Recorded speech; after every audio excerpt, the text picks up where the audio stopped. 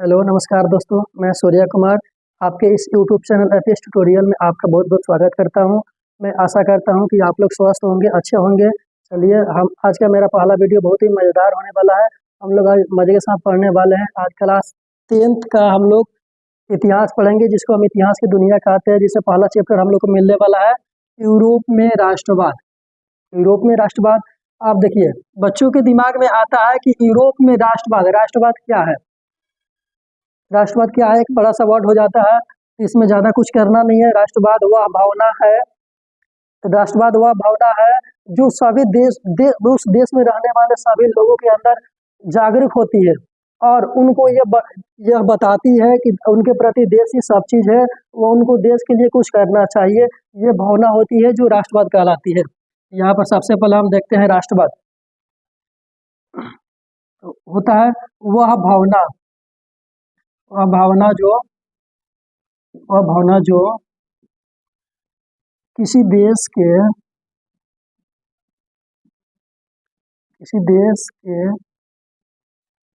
प्रत्येक प्रत्येक प्रत्येक जनता के अंदर अंदर उत्पन्न होती है। उस भावना को हम लोग राष्ट्रवाद कहते हैं। अगर उस व्यक्ति का बात किया जाएगा तो वह भावना के अंतर्गत व्यक्ति आएगा, तो उस व्यक्ति को हम राष्ट्रवादी बोलेंगे। हो गया राष्ट्रवादी, ये भावना हो गया। अब हमारे दिमाग में सवाल आता है कि राष्ट्रवाद का पुनर्जागरण, राष्ट्रवाद का उद्भव कब से हुआ, कब माना जाता है। तो 1789। 1789 कहाँ से, क्वेश्चन पूछता है कि राष्ट्रवाद का उद्भव कहाँ से हुआ था और कब हुआ था। राष्ट्रवाद का उद्भव 1789 में कहाँ से हुआ था। फ्रांस की क्रांति, फ्रांस की क्रांति, क्रांति।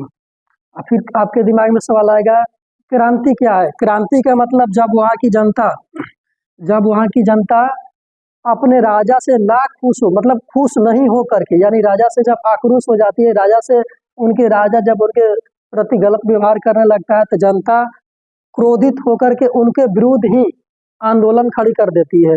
इस घटना को भी हम क्रांति बोल सकते हैं। लेकिन फ्रांस में एक क्रांति हुई थी। जो राजा थे, राजा का नाम था लुई 16वां। राजा कौन थे, फ्रांस का एक राजा थे जिसका नाम था लुई 16वां। फ्रांस का शासक, शासक बोल देंगे हम, शासक जिसका नाम था लुई 16वां। लुई 16वां यह एक निरंकुश शासक था। वह जनता से कुछ नहीं चाहता, मतलब जनता को अपने नीचे दबा कर रखना चाहता था। और वह हमेशा यही कहता था कि मेरे द्वारा जो भी बात कही गई है। देखिए, एक क्वेश्चन आपसे पूछा जाएगा, ऑब्जेक्टिव में पूछ सकता है कि लुई 16वां का कथन क्या था। कथन कथन क्या था कि मेरे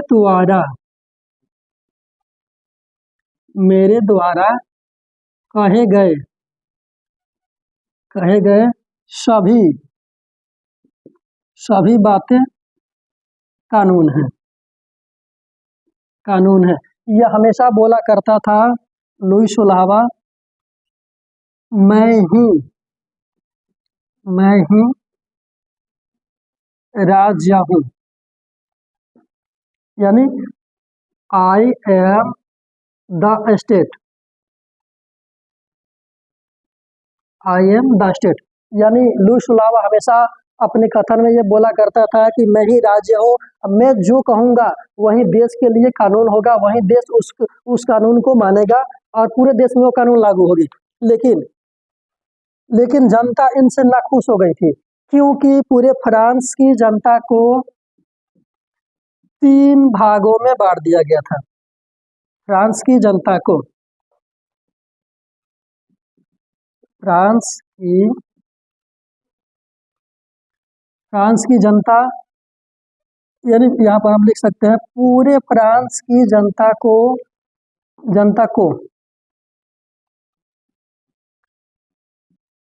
3 भागों में बांटा गया था। बांटा गया था। पहला आता है कुलीन वर्ग। कुलीन भी आप लिख सकते हैं, कोई दिक्कत नहीं है। दूसरा आता है पादरी। पादरी। और तीसरा में हम याद करते हैं जनता को। जनता। अब यहाँ पर सवाल उठता है कि कुलीन वर्ग क्या होते हैं। तो कुलीन वर्ग वैसे वर्ग होते हैं जो सेना में होते हैं या जो अमीर वर्ग के लोग होते हैं, उनको कुलीन वर्ग कहा जाता है। अब आप बताइए, जब अमीर वर्ग होंगे, सेना में होंगे, तो उससे हम टैक्स कैसे लेंगे? नहीं लेंगे। और दूसरा है पादरी वर्ग, जो चर्च में पूजा करते हैं। जैसे हम लोग देखे हैं कि हिंदू धर्म में जो मंदिर का देख रेख कौन करता है? पुजारी करते हैं। सेम उसी प्रकार ये जो पादरी होते हैं, चर्च वगैरह का देख रेख करते हैं। तो आप बताइए, जब इनसे हम लेंगे तो पा पड़ेगी। इसे इनसे टैक्स नहीं लिया जाता था।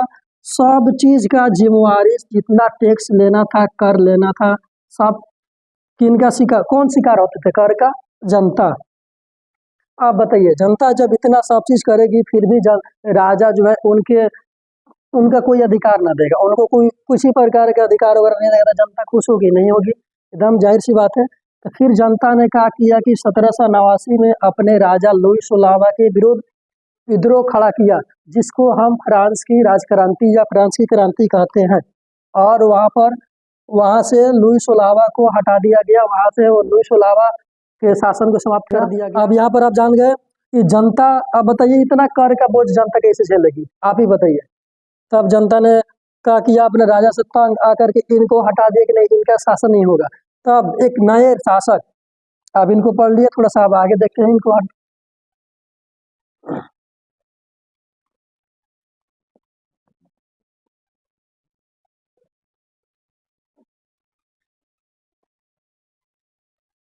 अब आपके अंदर सवाल आता है कि फ्रांस की क्रांति जो हुई, उसमें सबसे बड़ा योगदान किनका था?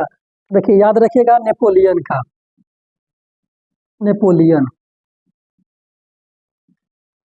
लुई सुलावा के बाद एक नए शासक, एक आता है नया शासक, रोल मॉडल है ना, बहुत एकदम भगवान के जैसा आता है।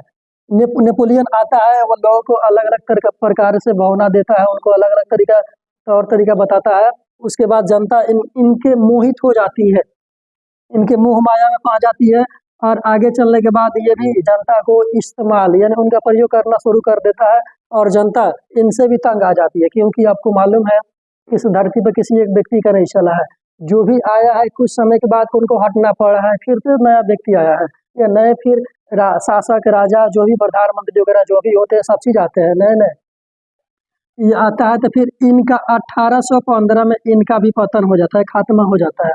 क्योंकि नेपोलियन था, ये आया, जनता को कहा कि हम आपके कुछ अधिकारों को देंगे, लेकिन आया तो इन्होंने भी राजतंत्र को राजतंत्र को बढ़ावा दिया, राजतंत्र को, और जनता के जितने अधिकार थे सबको छीन लिया।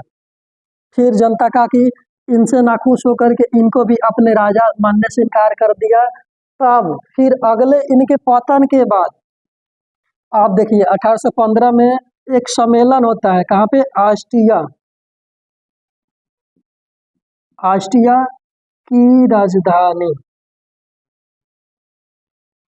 ऑस्ट्रिया की राजधानी वियना। वियना में एक सम्मेलन होता है, सम्मेलन होता है जिसको हम क्या बोलते हैं? वियना सम्मेलन। क्या? वियना सम्मेलन। अब आप दिमाग में रखिएगा कि वियना सम्मेलन को वियना कांग्रेस भी बोल सकते हैं। वियना कांग्रेस, क्योंकि ऑस्ट्रिया की राजधानी वियना में हुआ था, इसी कारण से इस सम्मेलन को वियना सम्मेलन का नाम दिया गया। इस सम्मेलन में कौन कौन देश भाग लिए थे? तो पहला था ब्रिटेन, दूसरा रूस, तीसरा था रसा, चौथा जिसमें हुआ था ऑस्ट्रिया। ऑस्ट्रिया, ये चार देशों ने मिलकर के भाग लिया।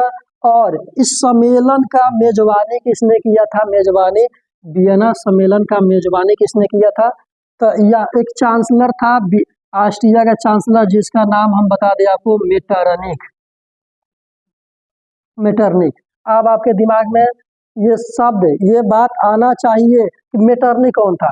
तो एक नेपोलियन के पतन के बाद वियना सम्मेलन का मेजबानी किया था मेटरनिक, और एक नए शासक का उद्भव हुआ जिसका नाम था मेटरनिक।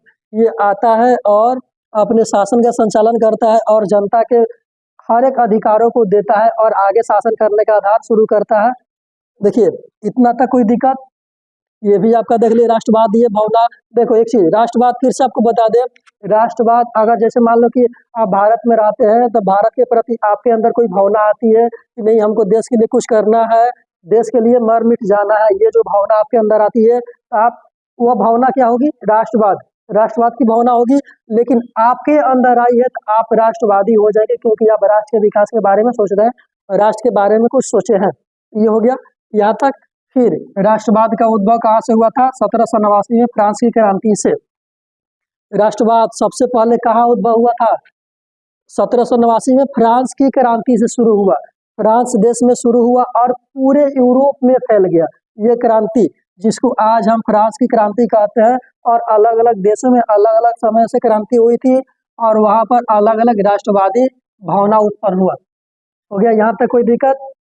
चलिए आज के लिए इतना ही, आगे जो हम पढ़ेंगे अच्छे से पढ़ेंगे नेक्स्ट वीडियो में। आज के लिए इतना ही, धन्यवाद। आप जो भी आपको, जो आपके दिमाग में समस्या, जो भी सवाल उठता है कि सर ऐसे के ये कहाँ से आया, ये कैसे आया, आप उसको कमेंट में बता सकते हैं, हम उसको उसके लिए वीडियो बना देंगे, उसके आंसर हम आपको दे देंगे। ओके, आज के लिए धन्यवाद।